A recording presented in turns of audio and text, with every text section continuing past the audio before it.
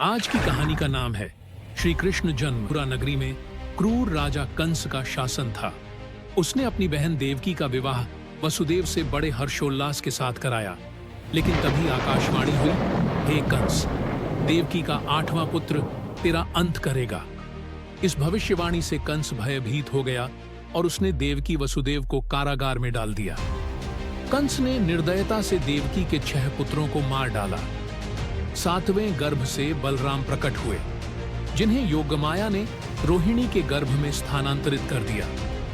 अब देवकी के 8वें पुत्र का जन्म होने वाला था। आधी रात को घनघोर वर्षा हो रही थी। अचानक कारागार प्रकाश से भर गया। श्री हरि स्वयं प्रकट हुए, शंख, चक्र, गदा और पद्म धारण किए। फिर वे एक सुंदर शिशु के रूप में परिवर्तित हो गए। योगमाया ने सभी को गहरी नींद में सुला दिया। कारागार के द्वार स्वयं खुल गए और वसुदेव कृष्ण को सूप में रखकर गोकुल ले जाने लगे।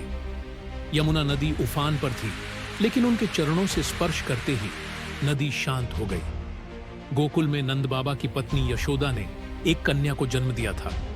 वसुदेव ने कृष्ण को यशोदा के पास सुला दिया और कन्या को लेकर कारागार लौट आए। सुबह होते ही कंस ने कन्या को मारने के लिए उठाया, लेकिन वह देवी दुर्गा में बदल गई।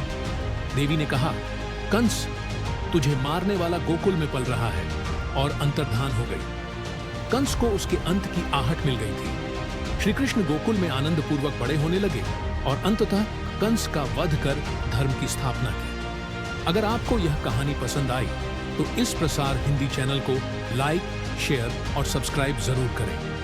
धन्यवाद।